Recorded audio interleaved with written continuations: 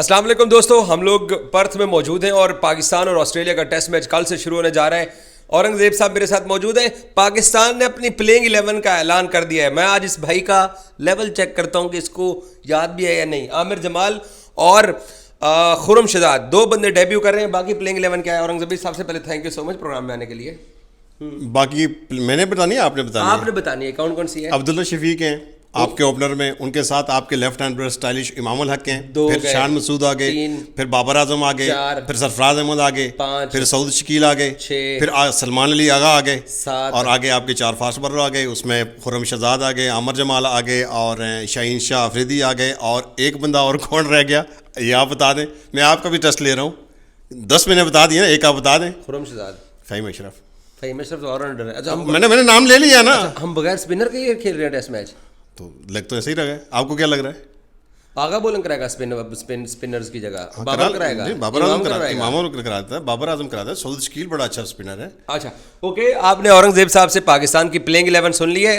2 opener Abdullah Shafiq और इमामुल हक, उसके बाद 1 डाउन पे कप्तान शान मसूद और दिल्ली के कप्तान बाबर आजम नंबर 4 पे। उसके बाद है सऊद शकील, फिर है सरफराज अहमद, फिर है फ़हीम अशरफ, सलमान अली आगा और फिर शाहीन शाह अफरीदी, खुरम, और खुरम के अलावा है हमारे पास आमिर जमाल, एक्सप्रेस स्पीड का फास्ट बॉलर। तो ये है पाकिस्तान की प्लेइंग 11। ऑस्ट्रेलिया ने भी अपनी तगड़ी प्लेइंग 11 का ऐलान किया है। अब मुझे आप एक बात बताइए भैया, कैसी लगी प्लेइंग 11?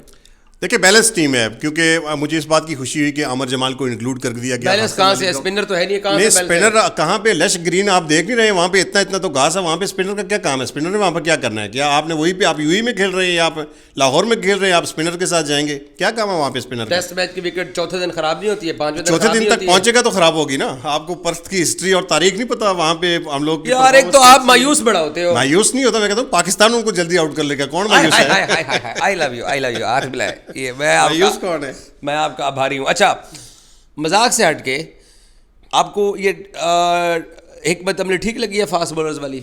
देखिए हिकमत अमली तो ठीक है। आप अगर हसन अली को डालते तो डेफिनेटली आपको फ़हीम अशरफ या किसी एक को ड्रॉप करना पड़ रहा था। तो मेरे ख्याल में अब जिस तरह की परफॉर्मेंस दे रहे हैं पिछले 2-3 साल से हसन अली, तो उन्होंने एक खाना पूरी की हुई थी। तो ये बेहतर है। फ़हीम अशरफ के साथ जा रहे हैं, आमिर जमाल के साथ जा रहे हैं। 150 आमिर जमाल करते हैं, फिर रन्स भी कर लेते हैं, बल्ले से भी अच्छा खेलते हैं।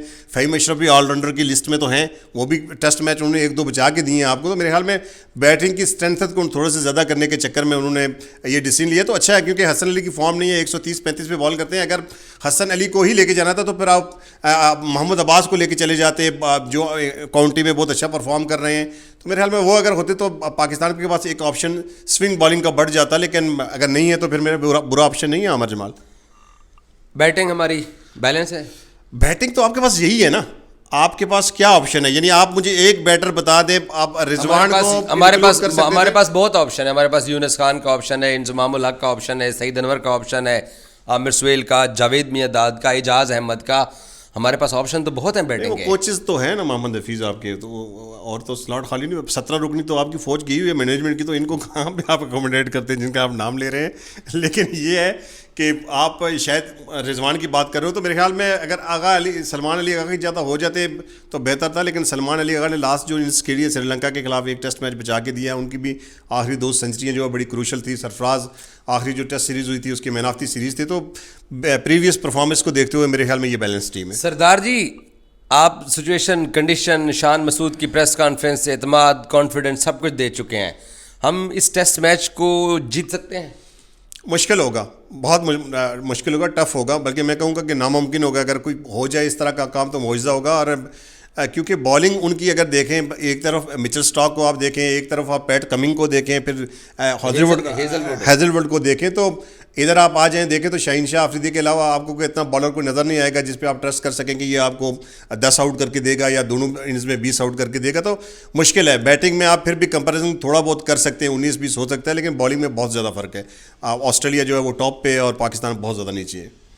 हमारे 2 यंग फास्ट बॉलर्स हैं, इम्पैक्ट तो डाल सकते हैं। डाल सकते हैं, मैं ये कह रहा हूँ, नामुमकिन फिर भी मैं नहीं कह रहा, हो सकता है ऐसा, लेकिन मुश्किल बहुत है क्योंकि हमारी तारीख रही है, हिस्ट्री रही है। 1995 के बाद हम ऑस्ट्रेलिया में कभी टेस्ट मैच जीते नहीं है। बड़े टॉप लेवल के हमारे पास फास्ट बॉलर रहे, वकार यूनुस रहे, वसीम अकरम रहे, शोएब अख्तर रहे, तो इन बॉलिंग को लेके हम कभी टेस्ट जीते नहीं है। जिनका आपने जिक्र किया, इंक्लूडेड जावेद मियांदाद, इंजमाम उल हक, ये सारे ऑस्ट्रेलिया में खेल के आए हुए हैं और सबको नाकामी का सामना करना पड़ा। तो मेरे आखिरी टेस्ट 1995 में जीते थे, तो लेग स्पिनर मुश्ताक अहमद हमारे हीरो थे, मैन ऑफ द मैच थे, और अब नौबत यहाँ पे आ गई कि हमारी टेस्ट स्क्वाड में कोई लेग स्पिनर ही नहीं है।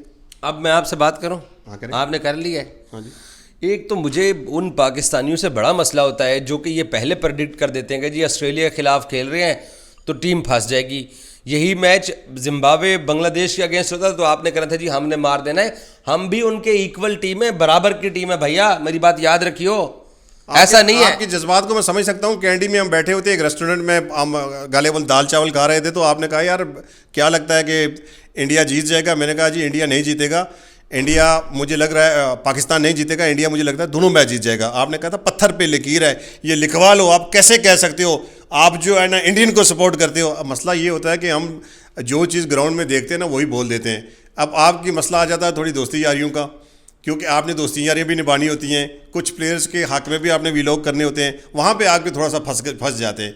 हमारी कुछ ज़्यादा दोस्ती यारियाँ हैं। मुझे एक शेर याद आ गया है, बोल दे उस शेर को। जो देखता हूँ वही बोलने का आदी हूँ, मैं इस मुल्क का सबसे बड़ा फसादी हूँ।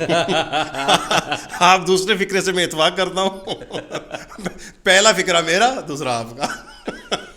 बहरहाल जी पाकिस्तान ने अपनी प्लेइंग 11 का ऐलान कर दिया, आपने देख लिया है। ये बेस्ट पॉसिबल प्लेइंग 11 है। विदाउट स्पिनर पाकिस्तान जाएगा, आगा हमारे स्पिन बॉलिंग के डिपार्टमेंट को संभालेगा।